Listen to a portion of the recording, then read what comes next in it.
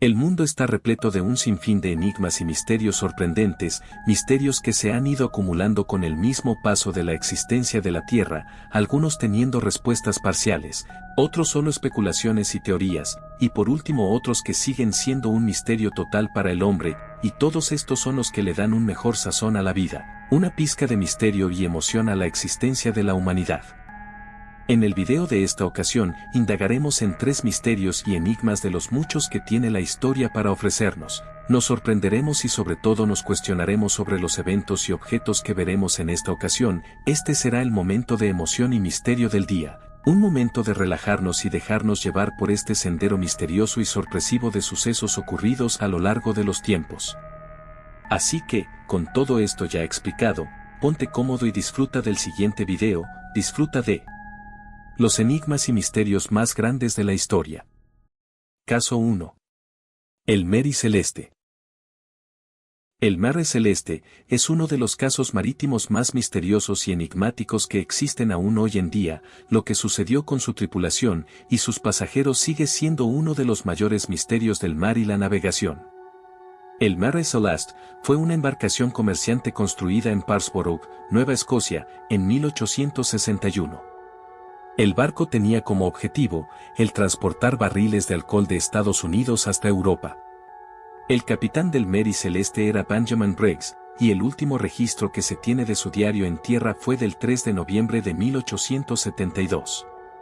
Antes de emprender el viaje, el capitán le escribió una carta a su madre, en la cual decía que el martes partirían hacia Génova, y le dijo lo siguiente: «Nuestro barco está en un hermoso estado y espero que tengamos un buen pasaje». El Mare Celeste zarpó el 7 de noviembre de 1872 del puerto de Nueva York, con rumbo a Génova. Los tripulantes de la embarcación eran el capitán del barco Briggs, su esposa Sarah e hija Sophia, y 7 marineros como su tripulación. Según las historias que se relatan, el barco atravesó terribles condiciones climáticas mientras navegaba, esto durante 2 semanas aproximadamente. Un 5 de diciembre, el barco de Igratia se encontraba en una isla cerca de Nueva Jersey esperando un cargamento de petróleo, el cual también contaba con destino a Génova y al igual que el Mare Celeste, seguiría el trayecto por Gibraltar.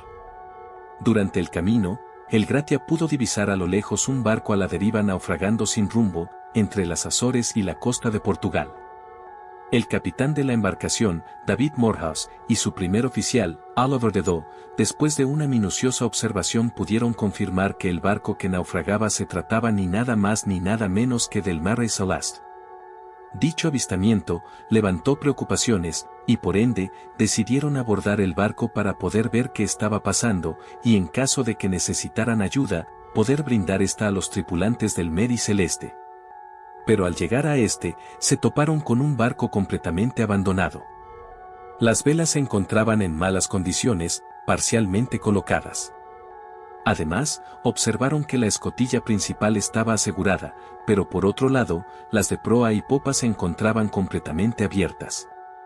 Al seguir inspeccionando, se dieron cuenta que, aunque los tripulantes no se encontraban a bordo, sus pertenencias aún seguían en el barco. Al inspeccionar toda la embarcación, descubrieron que el barco salvavidas no se encontraba en este. Una vez bajando a la bodega, se encontraron con casi 1 metro de agua. Sin embargo, esto no es nada alarmante en un barco de gran tamaño como lo era el Mare Celeste.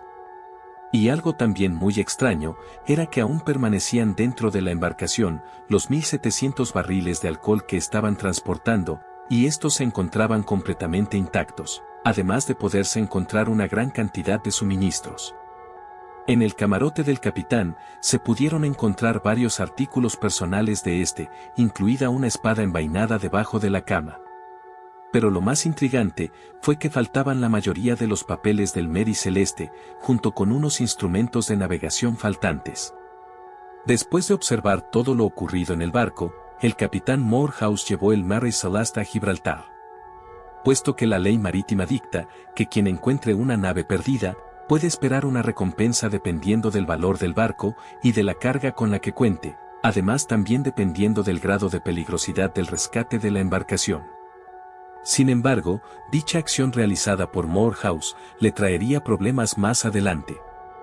El 23 de diciembre de 1872 comenzaron las primeras indagaciones, las cuales llegaron a la conclusión de que el barco no tenía daños por mal tiempo, ni había estado involucrado en una colisión.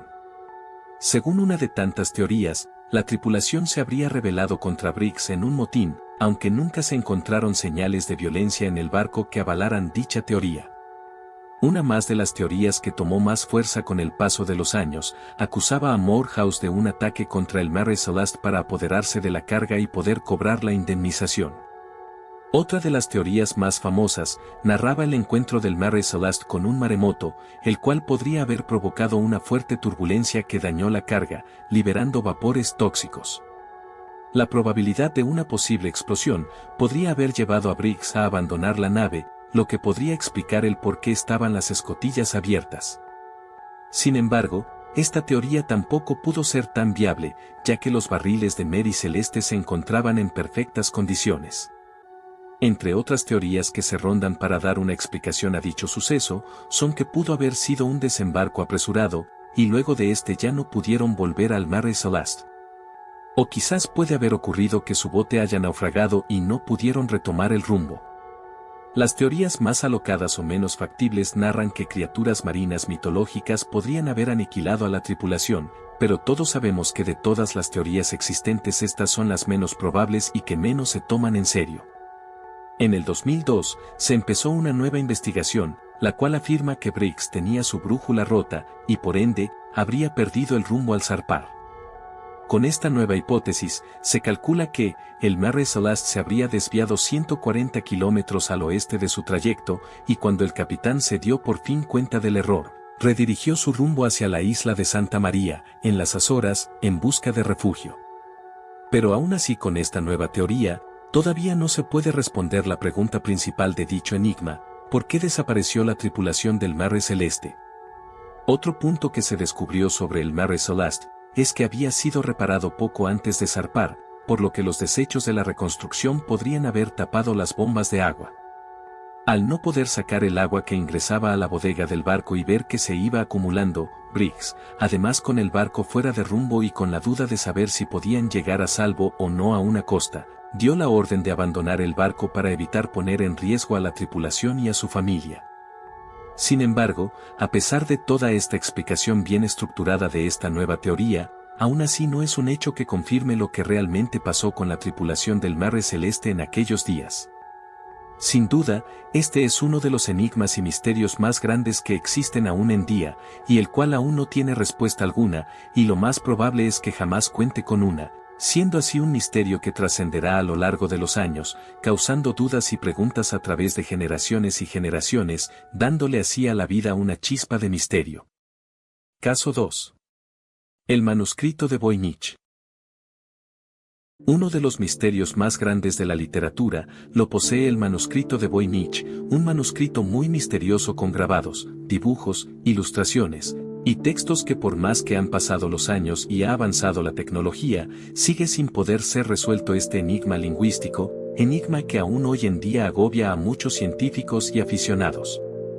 El Voynich tiene su primera aparición registrada en 1580, cuando el emperador Rodolfo II de Habsburgo, el cual estaba muy interesado en las ciencias ocultas y la magia, lo adquirió por la suma de 600 ducados a los ingleses John Dee, un mago que decía que podía comunicarse con los ángeles a través de unas piedras, y Edward Kelly, el cual era un embaucador.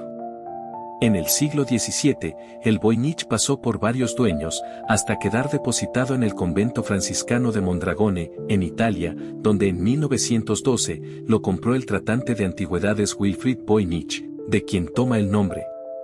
El polaco Wilfred Voynich era un tratante de libros raros, y él estaba seguro de que el Voynich poseía grandes conocimientos alquímicos que cambiarían la ciencia moderna cuando se pudiera lograr descifrar.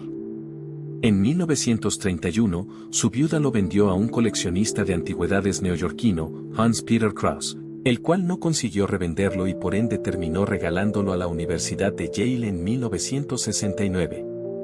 En el Voynich, aparecen una serie de diagramas zodiacales o astrológicos, grupos de mujeres bañándose en piscinas, más imágenes astronómicas, una sección de farmacología, y entre otras cosas más. El Voynich se divide en varias secciones. La primera, es un herbario en el que se pueden visualizar una gran variedad de plantas muy extrañas y desconocidas al igual que el texto que las acompaña, y que aún hoy en día no se han podido identificar ninguna de ellas con alguna especie existente. Por la naturaleza tan incoherente del Voynich, se ha pensado que se puede tratar de una broma o una estafa, que fue hecha por el propio John Dee, junto a su socio Edward Kelly, que ya había sido procesado anteriormente en Inglaterra por falsificar documentos, y que por ende este manuscrito se trataba de un timo para engañar al emperador Rodolfo II y sacarle una buena cantidad de dinero.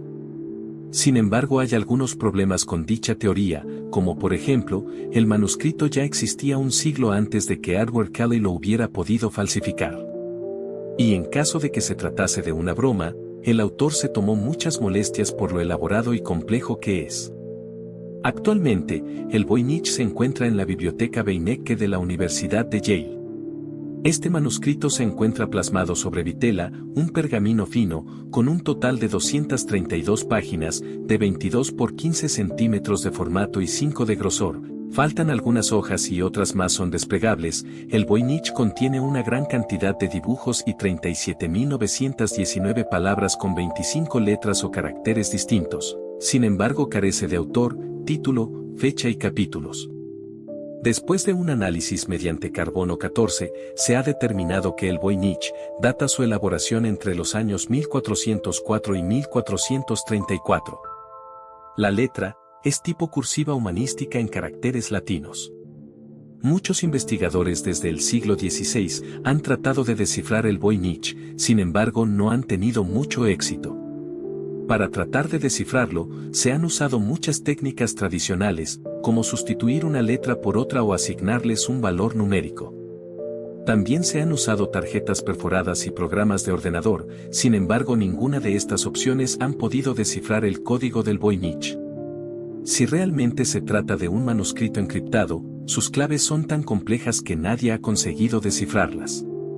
Por eso se cree que está escrito en un lenguaje no conocido, al que se le ha dado el nombre de el voynichés. Y según el texto, contendría relatos esotéricos sobre ritos ocultos, y los dibujos de plantas, astros y mujeres serían símbolos alquímicos.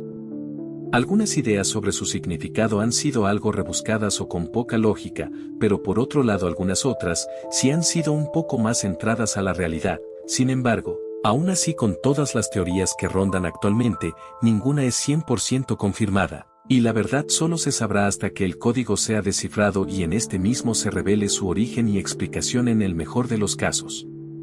Uno de los últimos intentos que se han hecho para descifrar el código, lo han realizado Greg Kondrak, un profesor de ciencias de la computación, y Bradley Howard, un estudiante de posgrado, ambos de la Universidad de Alberta, Canadá. Ellos están utilizando inteligencia artificial para descifrar el manuscrito Voynich.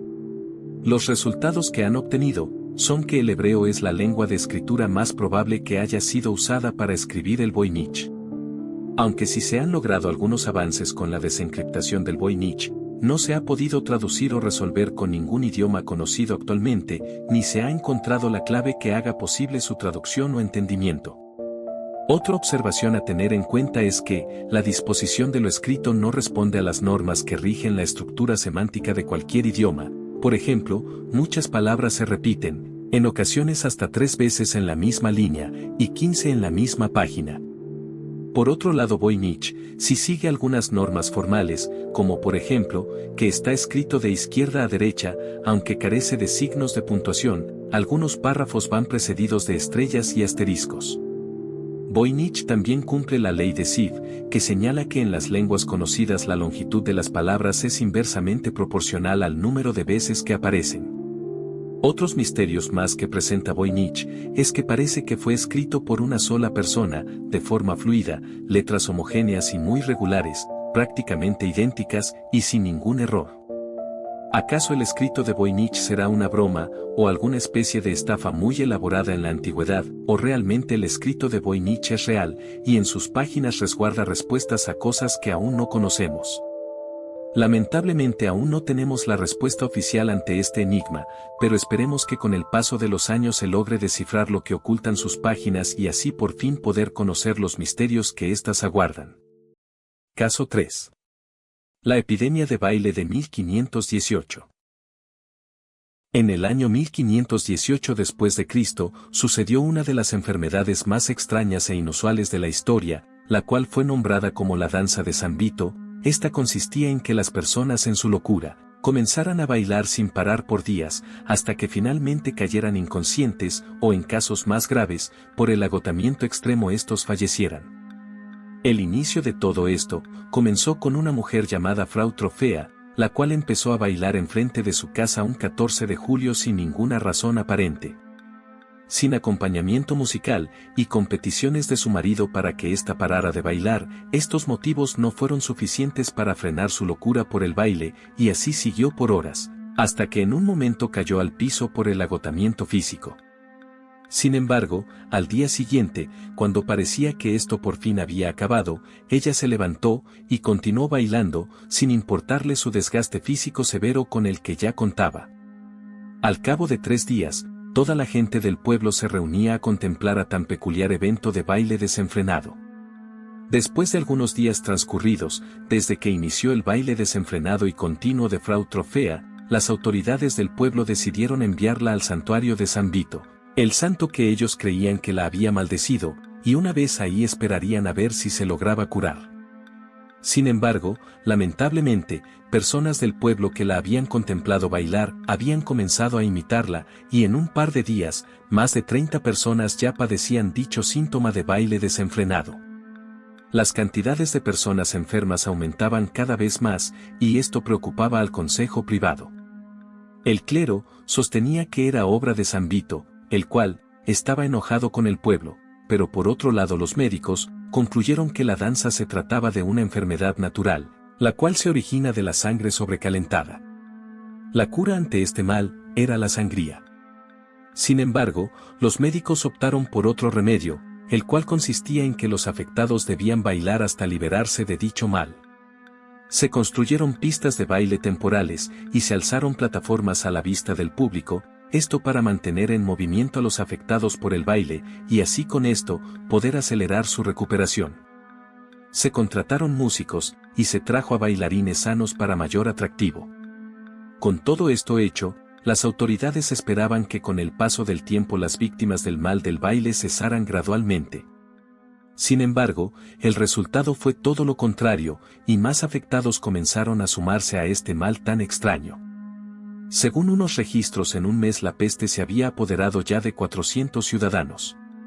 Se mandaron a derrumbar las tarimas, y se ordenó que los afectados por el baile no podían hacerlo en público, solo en privado. Además se prohibió todo tipo de baile y música hasta septiembre. Sin embargo, existían algunas excepciones a la regla. Si se deseaba bailar en las bodas o celebraciones de la primera misa en sus casas, se podía hacer, pero solo con instrumentos de cuerda, puesto que se creía que las cuerdas eran menos propensas que la percusión para provocar la enfermedad del baile. Otra orden que se dio fue que los más enfermos del baile se subieran en vagones para poder enviarlos al santuario de San Vito, donde fue curada Frau Trofea. Después de esta medida tomada, afortunadamente los enfermos bailarines fueron calmándose y cesando de bailar gradualmente. Aproximadamente en una semana la mayoría de los afectados ya se habían curado. Esta plaga de baile tan extraña duró aproximadamente más de un mes, desde mediados de julio hasta finales de agosto o principios de septiembre. No se conoce a ciencia cierta cuántos fueron los afectados, y mucho menos cuántos pudieron perecer en este fenómeno tan extraño, pero se cree que las cifras de afectados podría ser algo elevada. Una de las muchas teorías que rondan para explicar tan extraño fenómeno, nos explica que la primera mujer afectada por este síntoma, Frau Trofea, fingió su malestar, todo esto solo para molestar a su marido, y a la vez hacer creer a todos que lo que tenía se trataba de una extraña enfermedad, cuando realmente no lo era, y así con esto poder conseguir cualquier cosa que quisiese. Otras mujeres, al ver que esta técnica funcionaba, optaron por hacer lo mismo que Frau Trofea, y así con esto, tener los mismos beneficios y atención que ella recibía, y a la vez poder molestar a sus respectivos maridos. Sin embargo, como es de poder observarse, dicha teoría es muy ridícula y poco factible, además de ser algo misógina dicha explicación. Una teoría más nos explica que la plaga de baile fue causada por el cornezuelo del centeno, el cual es un moho que se encuentra en los tallos húmedos de esa planta y que puede provocar espasmos, sacudidas y alucinaciones. Sin embargo, dicha hipótesis fue descartada puesto que, el cornezuelo de centeno, sí puede causar convulsiones y alucinaciones, pero por otro lado también restringe el flujo sanguíneo a las extremidades. Así que, si alguien sufría de envenenamiento por él, simplemente no podría bailar durante días consecutivos. Otra explicación nos narra que Estrasburgo, el lugar donde se originó la plaga de baile, tenía lamentablemente todas las condiciones a su favor para que ocurriera dicha plaga. Dichos factores que se consideran que dieron pie a que sucediera tal fenómeno, fueron que en anteriores plagas de baile que existieron entre 1374 y 1518, ocurrieron cerca de Estrasburgo, además factores como la inestabilidad política, las malas cosechas y la llegada de enfermedades, indujeron a muchas personas a una preocupación extrema. Y todos estos males acumulados en el subconsciente provocaron que las personas entraran en un trance de baile histérico, una especie de ataque de ansiedad o preocupación extrema, y como punto de remate las personas al escuchar sobre la venganza de San Vito, esto provocó aún más histeria colectiva de baile descontrolado. Todo esto solo porque la mente humana suele ser muy complicada y engañada por uno mismo en algunas ocasiones. Hasta el momento, esta es la teoría más aceptada de lo que pudo pasar en aquel extraño evento de 1518, siendo esta una histeria colectiva, un engaño de las propias mentes de las personas, una mala jugada de las circunstancias, que desencadenó una de las formas más inusuales de expresión de histeria, miedo y preocupación vistas hasta el momento. Sin duda alguna, el mundo tiene una gran cantidad de enigmas y misterios sin resolver, los cuales nos provoca un vacío, pero a la vez una sensación de emoción, al saber que existen aún misterios allí afuera, misterios que nos dejan las puertas abiertas a una gran variedad y sinfín de teorías e hipótesis, de las cuales tú mismo puedes ser partícipe y aportar ideas, o por otro lado solo disfrutar del misterio, esa parte de la vida que nos llena aunque la naturaleza de estos es todo lo contrario. Esta solo ha sido la primera parte de muchas más que vendrán con nuevos y más sorprendentes misterios, así que si el video te gustó y no quieres perderte de las siguientes partes, no olvides de suscribirte, darle like y compartirlo con todos tus amigos, eso sería de gran ayuda al canal para seguir trayendo contenido igual y variado. Bueno, sin nada más que decir, esperamos que el video haya sido de tu agrado, gracias por haber llegado hasta aquí, nos vemos en el siguiente video, hasta la próxima.